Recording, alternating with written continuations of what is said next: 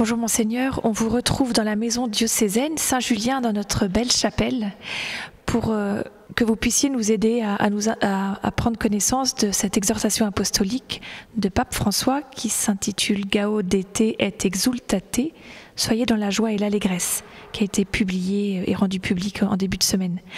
Alors à la suite de ses prédécesseurs, pourquoi le Pape François aborde cette question de la sainteté et décide d'écrire une exhortation apostolique ?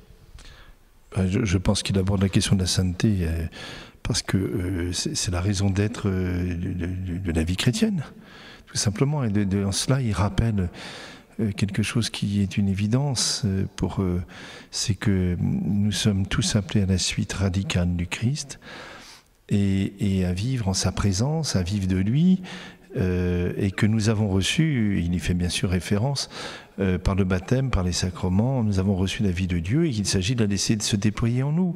Que la vraie réponse, je pense, si je comprends, mais la vraie réponse à la situation du monde, aussi on parle de réforme, mais la vraie réforme c'est la nôtre. Mais en fait, je pense qu'il reprend une intuition du pape Jean-Paul II quand il disait ce qui est nécessaire c'est un nouvel élan de sainteté.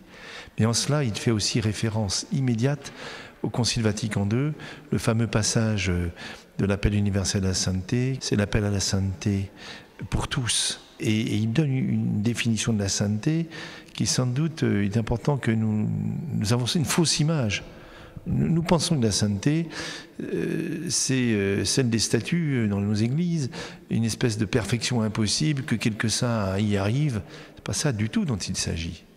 Et quand il dit, par exemple, nous ne pouvons pas être saints seuls, que nous avons autour de nous, il commence comme ça son texte, autour d'une multitude de témoins, en faisant référence à l'Épritus Rebeu, et parmi la multitude de témoins, il dit, ça peut être votre grand-mère, ça peut être votre voisin, qui en fait dans sa fidélité, dans le don de lui-même, dans le service de sa famille, de son travail, a vécu la sainteté. Et la vraie réponse est la sainteté. Et il revient sans cesse aussi, n'ayez pas peur d'être saint.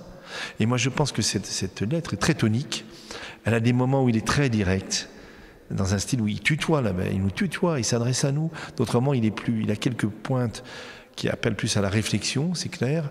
Entre autres, il dénonce deux hérésies qui sont latentes. Moi, j'en suis persuadé moi-même depuis des années. C'est ce qu'il appelle le pélagianisme, c'est-à-dire que tout est le fruit de nos efforts. C'est très moralisateur. Et ça, c'est très très présent, même subtilement, même ceux qui s'en défendent. Et puis, l'autre chose, c'est ce qu'on appelle le gnosticisme, c'est-à-dire que chacun fait son système, ou intellectuel, ou spirituel, mais hors du réel.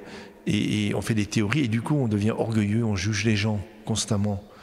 En réalité, c'est un appel à se laisser saisir par l'amour de Dieu, et de fait, c'est la réponse, au fond la seule réponse au drame du monde, à nos besoins de réforme, c'est la sainteté. Et cet appel à la sainteté, il est pour tous, et il est joie. Il insiste beaucoup par moments sur la joie. D'ailleurs, je ferai remarquer que toutes ces lettres, c'est la joie de l'évangile, la joie de l'amour, la joie et l'allégresse. C'est un mystère de joie. Et la joie, non pas comme la satisfaction de tous mes biens, mais comme la joie du sens. À un moment, il dit on peut pas être. La sainteté inclut la joie et l'humour.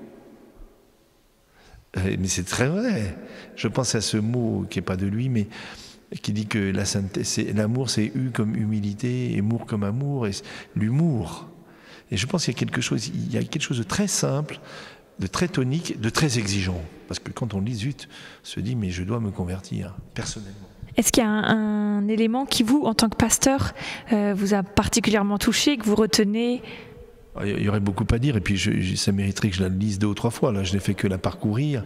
Mais il y a un moment, ça m'a frappé ce matin, il cite Léon Bloy. Et une citation que je connaissais déjà, il dit « Ma seule vraie tristesse, c'est de ne pas être saint. » La seule vraie tristesse, c'est qu'on n'est pas encore à la hauteur du don qui nous a été fait. Il dit, on peut être imparfait, on peut avoir eu des chutes, mais l'appel à la sainteté non seulement reste, mais il est possible, parce qu'il est humilité et miséricorde.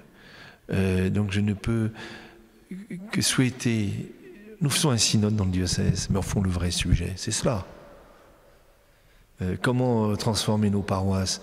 En fait, bien sûr, il faut améliorer les choses, changer les trucs, Mais tout ça, ça ne sert à rien. Si nous ne sommes pas saisis de cet appel profond de la sainteté, et je trouve que ce texte vient à un bon moment, en tout cas pour moi ici dans le diocèse. Et puis il insiste, je crois que la sainteté, c'est jamais seul. C'est-à-dire mon Jésus et moi, ma sainteté. Moi, titre personnel, c'est pas de la sainteté, c'est tout ce que vous voulez, c'est de l'imaginaire, c'est je ne sais quoi. La sainteté, c'est toujours dans une relation mutuelle. C'est-à-dire qu'on s'entraîne à la sainteté. Donc la raison d'être de nos communautés, c'est de nous entraîner à la sainteté, c'est-à-dire à tendre à une plus grande charité et de se laisser saisir de l'intérieur, quelles que soient les circonstances. Alors si ce texte peut nous aider à cela, je ne peux que m'en réjouir. Et honnêtement, je vous invite à le lire, tout simplement. Merci beaucoup, Monseigneur.